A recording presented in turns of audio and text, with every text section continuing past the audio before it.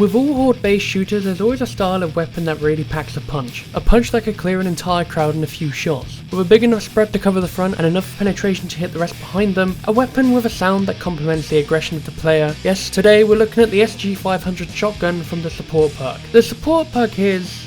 well, it's a perk that does exactly what it says in the tin. It's a perk that supports the team in various ways. Whether it's fixing doors and passing over ammo to other players, support will become your best friend very quickly. Especially with the array of shotguns that support has to offer, from boomstick to doomstick, the support focuses on close quarters actions, and with a shotgun by their side, what more could you ask for? Well, actually what you could ask for is what support weapons are best to go to tier 5 with, or more precisely, how good is the SG-500 pump action shotgun at tier 5? And today that's what we're here for. I've taken this weapon for a spin, and from what I can see it's a fun gun, but unfortunately there is a slight drawback. However, that is information for later on. For now, let me give you a brief rundown of the SG-500. So to start off with, the SG-500 fires a total of 7 pellets per shot, giving a total damage of 20 per pellet, so if all pellets were to make impact onto a Z, it would hit a total of 140 damage. In regards to ammo, however, the SG-500 carries a total of 56 shells, with 8 sitting in the magazine. And finally, with this being a shotgun, it also carries the benefits of penetration. However, with the SG-500, it's a total of 2, which I'm assuming means the total count of bodies the pellets can penetrate through. Keep in mind, however, when you penetrate through a Z, the damage will start to drop off, so depending on how many pellets get through it, the damage will vary. Now keep in mind, when leveling up support to 25, the penetration can be increased on all support weapons by 500%,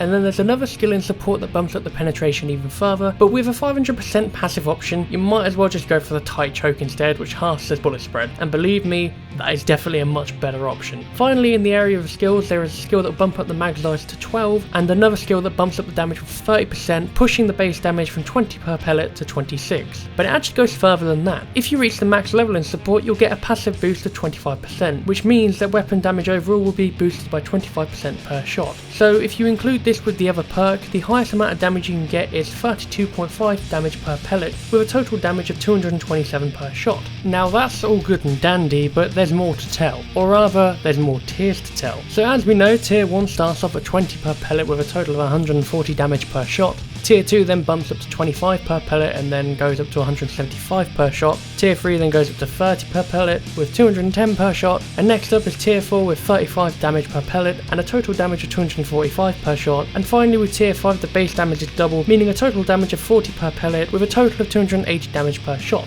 Oh, I've never had to say pellet so much in my life.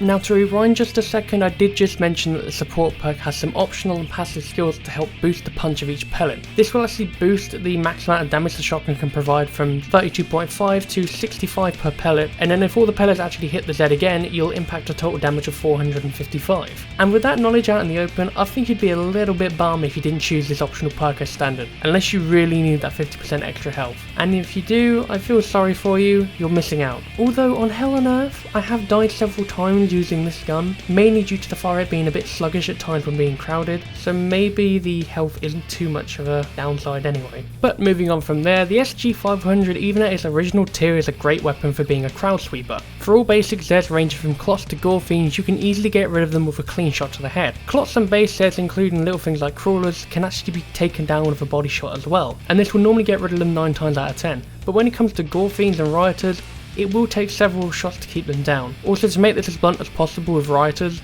until you get the weapon to roughly tier 4, don't even aim for the head. You'll end up wasting more shots than you need to, which is a common trait you'll notice with most enemy types in this game. However, when it comes to EDARs, the situation is a little bit different. EDARs will normally take roughly 2 shots to the chest to send them to Silicon Heaven, a reference that no one here is ever going to understand. Which is a shame, but it's something that's worth pointing out for future notice when it comes to shotguns against EDARs. Shotguns are one of the strongest weapon types against them, unless you count fire and explosives and microwave damage, but that's for another day. As for scrapes and flesh pounds, the SG-500 has a good enough whack to send them flying after several shots. But when compared to other shotguns, the SG-500 is definitely on more of a weaker side due to the slow fire rate and the pump between each shot. However, if you're fighting from a brief distance with the shotgun spread reduced down by 50%, then honestly you'll be just fine. Just remember to run from time to time so you can reload. And finally, it comes to the bosses, which the SG actually works like a treat, especially with the benefits of bullet penetrations for bosses like the Abomination and bosses which have a shield effect. It'll actually pass through from one side to the other, which for an orb shield you'd expect it to do damage only on the hit, but it actually doesn't appear to be the case with this. While it doesn't do full damage after hitting through the first time, it does give that little bit extra damage, which makes all the difference, and it also means the abomination is just a little bit easier, meaning you can damage the health as well as the armor at the same time. Overall though, the SG-500 is one of the more satisfying weapons in the roster for killing floor, and it's a brilliant introduction to the player into the field of shotguns. It's not on the same level of a game like Borderlands for example, where you can throw it away and watch it explode, but instead you can blow the head off a straight, and at the end of the day, what's more important than shooting a Z away?